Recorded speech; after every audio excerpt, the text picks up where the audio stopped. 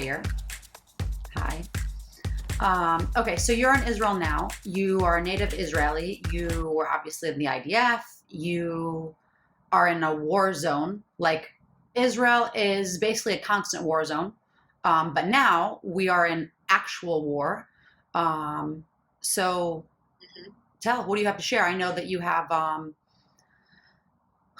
big um, a big problem. Someone in your family is missing. But what else do you have to share? That aside from everything.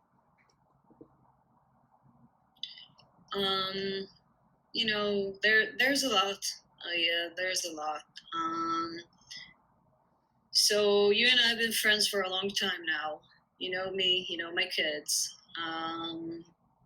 You've been to my home, and something so awful happened here in Israel on October 7th.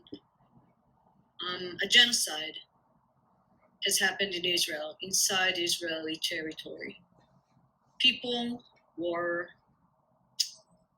stolen from their bed, butchered in their homes, and in a rave, in a music festival. Young as babies in their mother wombs were kidnapped to the Gaza Strip, young as 9 months old and old as 86 years old. Women, children, men, soldier, doesn't matter. My story, my family story here is that my niece Roni Eshel, she's a sweet girl, 19 years old, fan of Taylor Swift and Harry Styles. Had some plans to go to a concert with the bracelet of the Swifties and whatever. She was in the middle of her of her service. Everybody in Israel, as you know, are going to the army. It's mandatory, but it's also mandatory in our values to keep our borders and our people safe. Roni was a lookout at a base down south next to the border inside Israeli territory. This is important to understand. Inside a kibbutz where people have cows and chickens and kids and cars and lawns and life. And her job as a lookout is to watch the fence. And since Saturday morning, October 7th, we don't know where she is. We don't know what happened to her. The last thing we heard from Roni was in a text message she sent to her mom at 9:27 a.m., where the attack started at 6:30. So, not knowing the details is so disturbing. She texted her mom, Sharon, saying, "Mom, don't worry about me. I'm okay. I love you," with 3 hearts. And her mom texted her back, "Okay, sweetheart, I love you. Stay safe." Since then, we don't know anything about her whereabouts. She's a missing soldier. She's been kidnapped to the Gaza Strip, though we don't have confirmation because they just didn't confirm anything. These animals, I'm sorry, not animals, monsters. Barbarians. And we were sick. And for the first 72 hours, the whole family had become a war room to just find information because it was a real chaos here. I used every connection I have in the world to find her, from a soldier to a civilian to a driver to commanders to politicians. Nobody knows anything.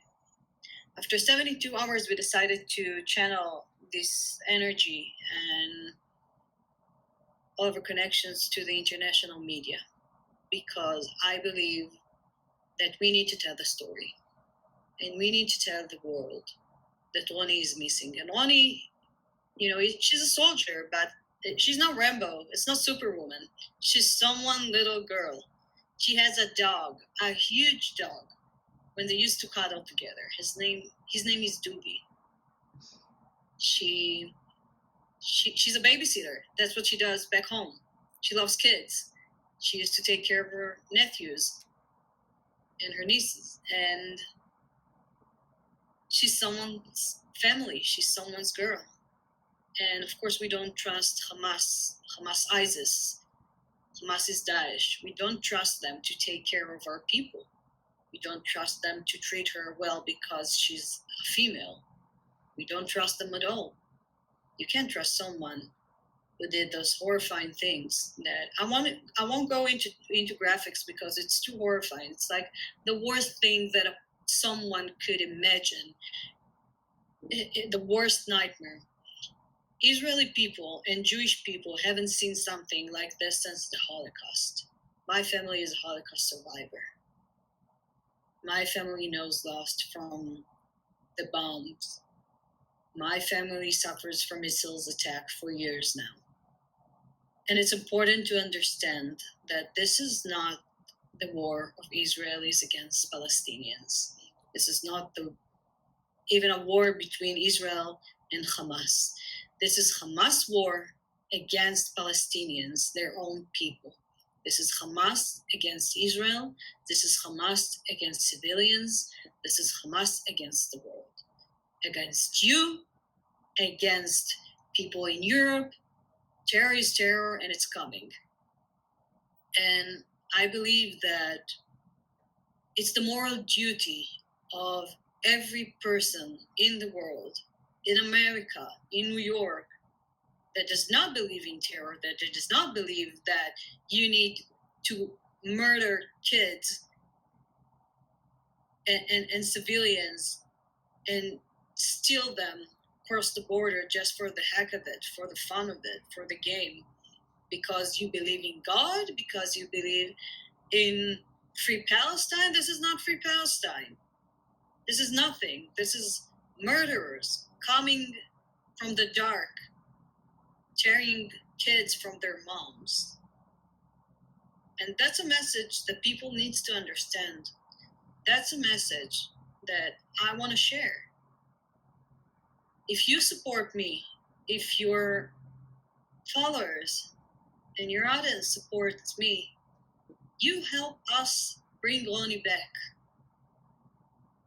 International pressure is so important. But it's also medicating to talk about her, to feel like we're doing something. We've been interviewing around the clock to any network and any channel or journalist that wants to have us, because it's better than just to sit and wait to get a phone call. The process of looking for her, Ariel, is including going through hundreds of vicious videos that Hamas, ISIS has released, going through every picture that might show a female that's been abducted, and you look for, is that her nose? Is that her fingers? Do you think that's her silhouette? And everything startles you. And you need to watch these horrifying snuff videos and pictures, because maybe you'll find her. Maybe I'll get a glimpse of her face or something like that. We trust the Israel government and we trust IDF to find her and to bring her back. We use A200 technology and AI technology and Microsoft technology and whatever technology that was offered to us to find her in those videos, in these channels, anywhere. What do you think of, because obviously people are becoming very social on social media, they're defending Hamas's actions. And I think that what you're saying is exactly right. Hamas is not Palestine. Hamas is not the general Muslim population. Hamas is a terror organization. Hamas is ISIS, basically. Or I think I saw a video that said directly from Hamas, they are worse than ISIS. I think I saw that on Maka or some Israeli channel, but it seems like people are really misunderstanding the difference between Palestinians and Hamas and the especially outsiders. And it even seems like insiders, to be honest, because it feels like they're defending their actions when they say, oh, well, Israelis kill so many civilians. This has nothing to do with one or the other. It's things were peaceful. And then Hamas decided to target a music festival that only had innocent civilians, like disabled people, like just. I want to correct you because things weren't silent. The south of Israel has been suffering for years from missiles attack. There are kids who can't go to sleep in their own beds, who are post-traumatized, are terrified. People are being killed on a daily basis here, just not in that amount and Before not this. like that. Yes, before this. This was a planned attack, a very well planned attack. And you're asking me about, Israel killing civilians in Gaza Strip. What Hamas did is blocking the roads after the IDF said, evacuate now so you won't get hurt. Hamas blocked the roads with trucks so people couldn't run away from the north of the strip to south. You're talking about specifically in Gaza Strip after the terror attack. Exactly. That the Israeli government told Palestinians in the Gaza Strip, evacuate, please get to safety. They cleared paths and Hamas blocked them. Yeah.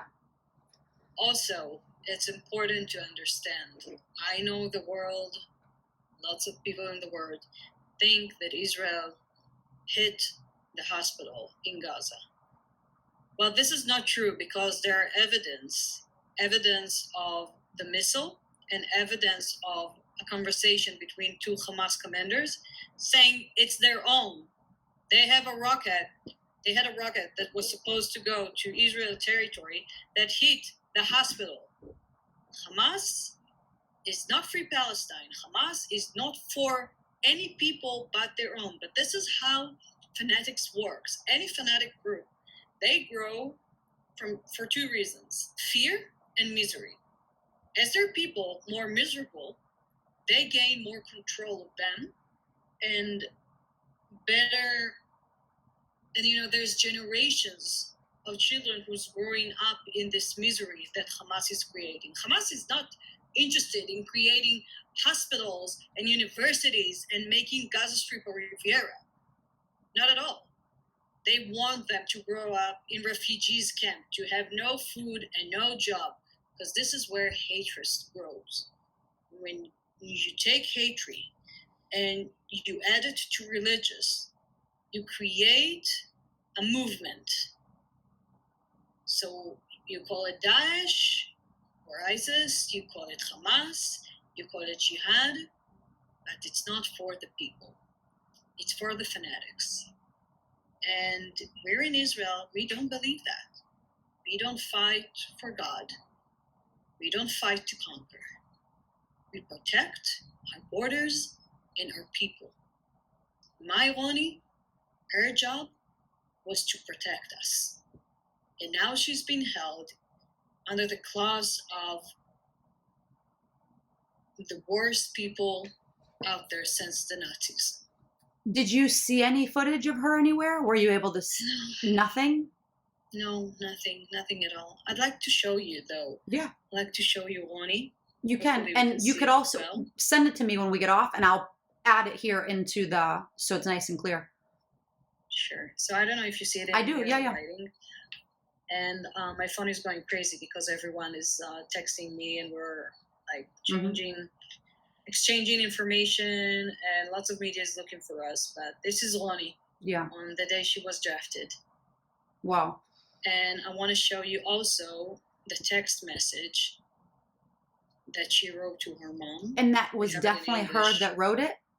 Or It's unknown. I can't say. I can't say. I don't know. It's not from her own phone. This is a text in English. You said it is from her phone, or it wasn't? It wasn't from her own phone, because when you go to the safe room, to the Hamal, you're not allowed to take your phones. You need to put them outside. So there was some kind of phone in there that she texted her mother from that phone. Could be that it's not her, could be that it's someone else. I don't know.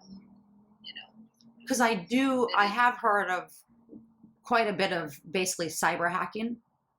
So they're, killing people and posting it on their own Facebook page.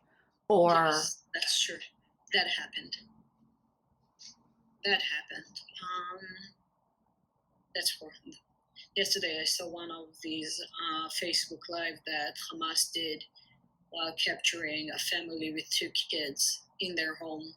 The dad was shot in his knee, and they're happy, they're smiling. Not the family, the terrorist. Mm-hmm. They're happy, they're smiling, they're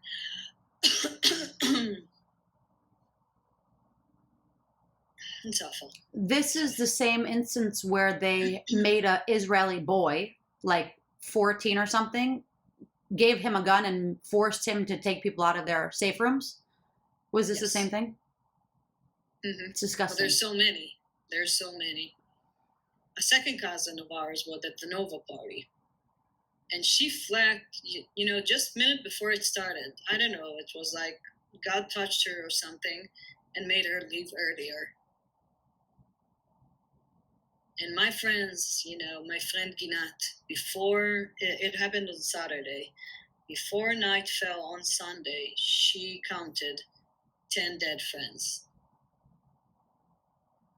Less than 24 hours later, whole families were butchered.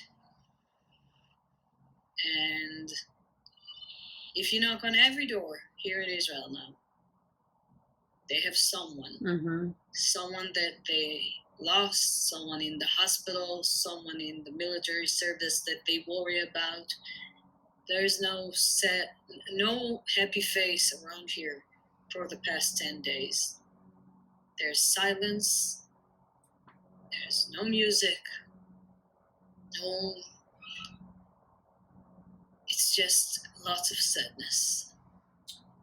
The other, I think, piece that a lot of people don't realize is so Israel is such a tiny population, and everyone just wants to protect themselves, right? That's why you go to IDF, so you can protect your country, save your land, protect your people. You're not trying to take over more, you just want what you have. And since this whole thing started, so many men, and probably women, but men specifically, are either being recruited back or willingly going back. And they're young, right? Because they're 30, 32, 34, and they just got married. 18 and old as 50 and up. The champions that have retired are now back in their military service. Some of them went with their own personal weapon down to the kibbutz and started rescuing people. There's an amazing thing that's happening here. The community, the civilian community, has come together so strongly and so efficiently that from day one, we started, everyone, not just me, raising money for the soldiers, for equipment, for medical supplies, food, for the evacuators. People fled their home with nothing but what they have on their skin. Getting them, mothers with babies that didn't have food or even, formula, diapers, medicine. the basic stuff. Yeah, the basic stuff and there are movements here, civilian movements, who's just working on getting them everything that they might need: apartments, homes, supplies, food, clothes, everything. Supporting the medical team, supporting the officers and the policemen and the army. It's been, this is the true Israeli spirit. You go under the Anka, I don't know how to say it in English. You go under and you take responsibility for others. You don't leave them out there Yeah. alone. Well, and I think it's the worst possible way to make a country united, but ultimately everyone's come together, and hopefully it can only go up. We will definitely rise from this because there's no other choice. People are going to numerous of shivot now, to funerals, Mm-hmm. and helping each other. There's no other choice but to rise from that. But this is also the Jewish people's story. We always rise. No matter what happened, we always rise. Well, and I think that that's why it's so difficult for people to fathom that we're such a tiny population. Like, Jews are 2%, 2% of the entire world population. Of 8 billion people, 2%, 16 million. Like, Mm-hmm. I think that people just don't understand that it's such a tiny percentage, but like the reality is this isn't the first hardship that Jews have faced. It's not the second. It's not the, it's ongoing always. So I guess that's where that spirit comes from. You know, I heard President Biden saying that Golda Meir back at the Kippur War told him, don't look so sad. I have a secret. We Israelis, we have a secret. A secret weapon, she said. We don't have anywhere else to go. It's true. This is the cards that we were given, and Israel is strong. Israel defends itself. We have good people here. We have good soldiers here. We have good spirit here. Amen. Okay. Anything else that we should share or touch on? No. Maybe save Roni. Maybe because the Swifters that are watching us, you know, it's such a strong community. You're an army of Swifters. Roni was a Swifter. Maybe you guys can, you know, pass her photo, support the family. Call her Speaking name. of her, I did see that her security guard was in, yeah, right? He was in the IDF and he went back. He went back, yeah, voluntarily. Yeah. So maybe somehow she'll be able to push this out. I wish. There's no, you know. The sky is the limit. And yes, there's no limits to whatever we're willing to do.